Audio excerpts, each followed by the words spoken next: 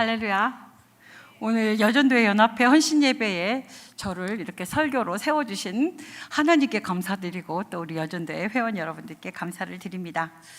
우리가 같은 교회를 섬기면서 이렇게 또 연합회 헌신예배를 이렇게 드릴 수 있는 이 귀한 은혜가 있는 게 너무나 감사합니다. 오늘 말씀을 통해서 저와 여러분이 함께 은혜 받고 올 한 해 우리 교회의 목표대로 회복이 있는 교회 소그룹의 회복을 통해서 각 여전도회가 각 말씀 안에서 서로 사랑하며 그 말씀을 우리의 삶의 현장에 녹여나가 우리 교회가 더욱더 든든히 세워가며 하나님께서 우리 교회를 세우신 그 은혜를 널리 전파하는 귀한 복된 한 해가 되기를 간절히 소망합니다. 진리를 말씀을 전하지만 듣지 않는 시대, 진리의 말씀을 전하는 것이 나 자신이 변하지 않기 위해서 그 말씀을 전한다는 이 시대는 참으로 슬픈 시대인 것 같습니다. 그런데 이와 같은 슬픈 시대가 오늘 말씀으로 읽었던 예레미야 선지자가 활동하던 예루살렘 시대였습니다. 예루살렘은 하나님의 말씀을 경청하지 않았습니다. 아니, 들으려 하지도 않았습니다. 우리는 이것을 본문 2절을 통해서 알 수 있습니다. 2절 말씀에 보게 되면 가서 예루살렘의 귀에 외칠지니라 라고 말씀하십니다. 얼마나 예루살렘이 하나님의 말씀을 들으려 하지 않았는지 하나님은 예레미야에게 예루살렘에 가서 외치라 말하지 않고 예루살렘의 귀에 외치라고 말씀하십니다. 이처럼 이 당시 백성들은 하나님의 말씀을 도무지 들으려 하지 않았습니다. 하나님의 말씀을 듣지 않는 백성, 그 말씀 백성들의 삶은 부패와 타락으로 이어지는데 그 삶이 어떻게 나타나는지는 예레미야 오늘 본문 4절 이하에 쭉 기록되어 있습니다. 아주 적나라하게 기록되어 있습니다. 집에 가서 한번 읽어보시기 바랍니다. 그들은 하나님을 찾지 않는 백성으로 하나님을 알지 못하는 백성처럼 살았습니다. 종살이 하던 억압의 땅 애굽에서 인도해 내시고 죽음의 그림자가 짙은 광야를 통과하게 하신 하나님을 그들은 찾지 않았습니다. 그들은 하나님이 인도하여 주신 기름진 땅에서 그것의 열매를 먹으며 배부르고 풍요로워지자 그들은 하나님이 아닌 우상을 숭배하면서 그 땅을 더럽혀 역겨운 것으로 만들어 버렸습니다. 하나님께 제사를 드려야 하는 제사장들은 하나님을 찾지 않았습니다. 하나님의 법을 연구해야 하는 율법학자들도 하나님을 알지 못했습니다. 하나님의 뜻대로 다스려야 하는 통치자들은 바알신의 이름으로 예언하며 우상을 따랐습니다. 이것이 이스라엘 백성들의 타락한 모습이었는데 이 모습이 우리에게 그렇게 낯설지 않습니다. 우리는 조금 전에 제가 말씀했던 말을 들으면서 너무나도 익숙한 우리 교회, 한국교회 또 내 자신의 모습을 살짝 떠올리게 될 것입니다. 우리를 말하는 것이 아닌가? 나의 모습과 조금 비슷한데? 라고 하는 그런 모습에서 우리는 예루살렘 백성들을 다시 한번 조명해 봅니다. 그런데도 하나님은 이러한 이스라엘, 하나님을 잃어버리고 하나님을 멀리 떠나 하나님의 말씀을 듣지 않음으로 인하여 타락과 부패한 그들을 결코 포기하지 않으셨습니다. 그래서 하나님의 말씀을 경청하지 않는 이들이 하나님의 말씀을 듣게 하려고 귀에 대고 외치라라고 말씀하시는 것입니다. 그런데 여러분, 그들에게 무엇을 듣게 하시는가 하면 하나님은 그들의 사랑을 기억하신다는 것을 듣게 하십니다. 2절 말씀을 다시 보면 하나님께서는 이스라엘 백성이 애굽에서 나와 가나안 땅을 향할 때의 시기를 청년 때의 인애와 신혼 때의 사랑으로 묘사하고 있습니다. 그런데 여기서 인애로 번역된 말은 사실 히브리어로 헤세드인데요. 이를 굳이 정의하자면 하나님의 언약에 근거한 사랑을 뜻합니다.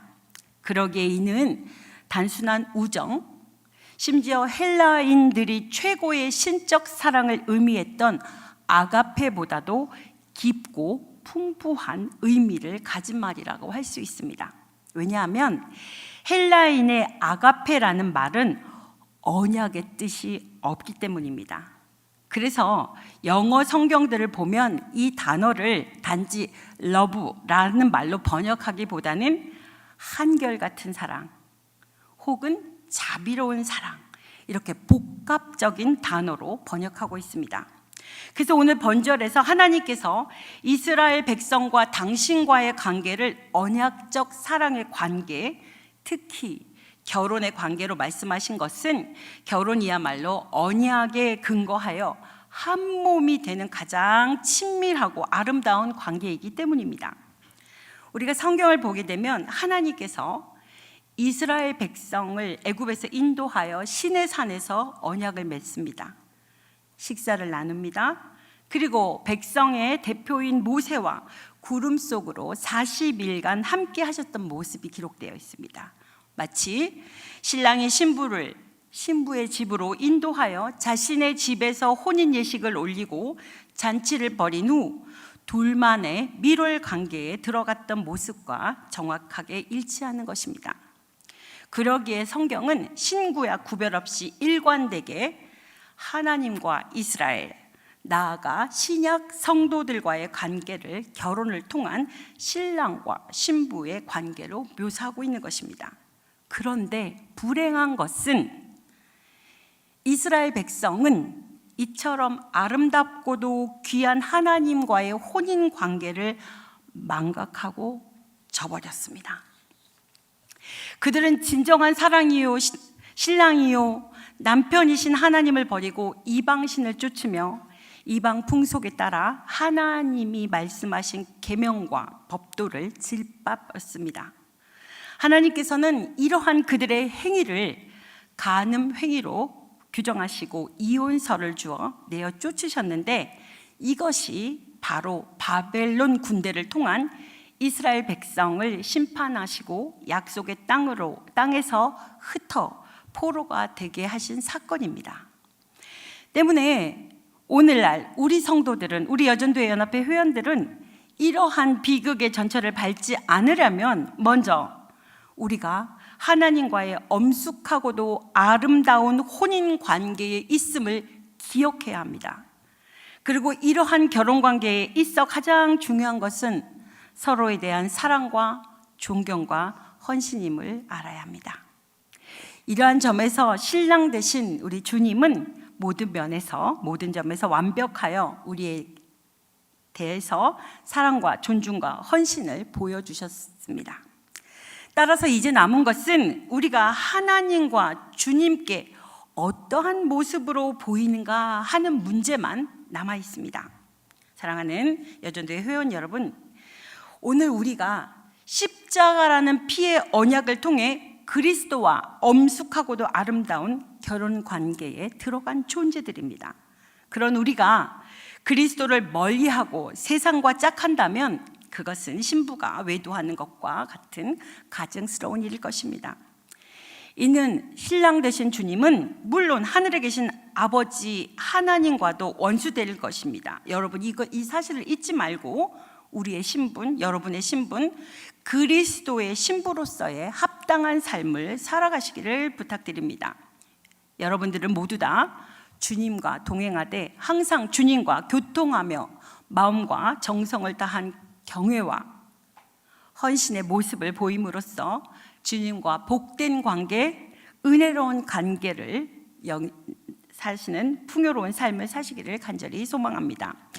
2절 후반절을 다시 보면 이렇게 기록되어 있습니다. 내가 너를 위하여 내 청년 때의 인애와 내 신혼 때의 사랑을 기억하노니 곧 씨 뿌리지 못하는 땅, 그 광야에서 나를 따랐음이니라. 아멘. 하나님은 예루살렘의 청년의 때의 인애와 신혼 때의 사랑을 기억하신다고 말씀하십니다. 그들이 애굽에서 나온 후 하나님께서는 그들과 맺은 그 언약, 너희가 내 말을 듣고 내 뜻대로 살면 나는 너희의 하나님이 되고 너희는 내 백성이 되리라 라는 이 약속을 그들이 청년의 때에 아주 성실하게 지켰던 것을 하나님이 기억하신다는 것입니다. 또 신혼 때의 사랑, 하나님의 아버지가 되고 그들이 하나님의 백성이 되었다는 것이 너무너무 좋아서 그 사랑 때문에 씨 뿌리지 못하는 자, 광야의 어려운 가운데서도 그 모든 어려움을 아랑곳하지 않고 꼭 하나님을 따랐던 그 사랑을 기억하고 있다는 것입니다. 하나님이 이렇게 하나님으로부터 멀어진 그 백성들이 다시 하나님께로 돌아올 수 있도록 그들에게 듣지 않으려는 그들의 귀에 대고 이전에 그들의 성실했던 인애와 뜨거웠던 신혼의 사랑을 연상시키고 있는 것입니다. 여러분, 첫사랑, 그 첫사랑의 기억만큼 하나님께로 향하는 강력한 힘은 없는 것 같습니다. 그렇다면 이 자리에 계신 우리 사랑하는 믿음의 식구 여러분, 여러분의 청년의 때의 인애와 신혼 때의 사랑을 기억해 보십시오. 하나님이 아버지가 되고 내가 자녀가 되었다는 그 사실이 너무너무 좋아서 하나님이 좋아하시던 일이라면 뭐든지 할 수 있었던 그 사랑, 하나님이 함께하는 그 시간이 너무너무 좋아서 하나님과 대화를 하다 보니 밤이 됐는지 새벽이 됐는지 모르게 밤을 새워 기도하며 추위와 더위도 상관없었던 그 시절 그 사랑. 하나님이 나 같은 것을 사랑하시다니. 어떻게 하나님이 나를 사랑하며 나에게 하나님의 자녀라고 말할 수 있는지 라는 그 사랑 때문에 웬만한 사람을 다 품을 수 있었던 그 사랑, 그 사랑이 여전히 여러분의 가슴에 이 순간, 이 시간에 있으십니까?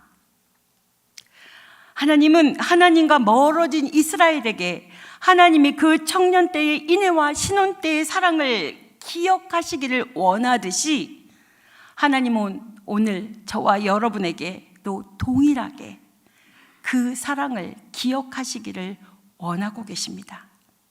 그런데 성경을 읽다 보면 출애굽기부터 민수기까지 보게 되면 그들은 어려운 상황에 부딪힐 때마다 믿음과 신뢰보다는 원망과 불평을 할 때가 많았음을 알 수 있습니다. 하지만 그럼에도 하나님께서 이처럼 그 동안의 과정을 첫사랑과 결혼 때 처음처럼 인애와 사랑이 넘치는 아름다운 시기로 말씀하신 것은 그들을 향한 하나님의 사랑이 너무나도 컸기 때문입니다. 사랑이란 온유한 가운데 모든 것을 참고 바라며 믿고 견디는 것이기 때문입니다. 물론 성경을 보게 되면 하나님께서는 이스라엘 백성의 허물과 죄를 여러 번 지적하시면서 이러한 그들을 향해 심지어 내 목의 힘줄이 무세요, 이마가 노처럼 패악하고 완악한 백성이라고도 말씀하셨을 때가 있었습니다. 하지만 이는 그들의 부끄럽고 추한 과거를 들추어 벌하고 내어 쫓으려고 하는 것이 아니라 스스로 돌아보고 회개토록 함으로써 더 아름다운 관계로 발전시키기 위함임을 말할 나위도 없을 것입니다. 그러기에 하나님께서는 또한 아합이나 므낫세과 같이 불의와 죄악으로 가득 찬 그 사람들도 회개할 때는 더 이상의 죄를 묻지 않으시며 한량없는 자비와 은총을 베푸셨던 것입니다. 그리고 우리는 이러한 하나님의 모습 속에서 당신의 백성과 소중한 언약 관계를 위해 나쁜 점은 가급적으로 덮으시고 어찌하든지 좋은 점을 기억하며 되살리시려는 그분의 깊으신 마음을 읽어야 하는 것입니다. 우리는 이러하신 하나님의 은총 속에 살고 있으면서도 연약하고 부족한 존재이기에 사람들과의 관계는 물론 하나님과의 관계에 있어서조차 반대로 행동할 때가 너무나 많은 것 같습니다. 좋고 아름다운 기억들은 모래 위에 쓴 글씨가 파도에 휩쓸리듯 쉽게 잊어버리게 되고, 나쁘고 불쾌한 일들은 바위 위에 쓴 것처럼 두고 잊지 않는 습성을 가지고 있는 것 같습니다. 저희 오빠를 옆에서 이렇게 보면, 올케와 싸울 때를 보면 아름다운 기억보다는 그 별거 아닌 사소한 것 갖고 싸우더라고요. 그걸 들춰내더라고요.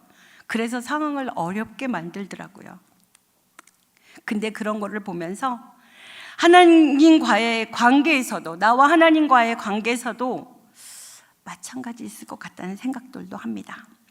많은 성도들이 과거에 하나님께서 베푸셨던 은총과 감격의 기억들은 쉽게 잊으면서도 지금 당장 기도의 응답이 없다고 해서, 혹은 상황이 실망스럽다고 해서 원망과 불평을 늘어놓으며 하나님을 멀리하기까지도 하는 것 같습니다.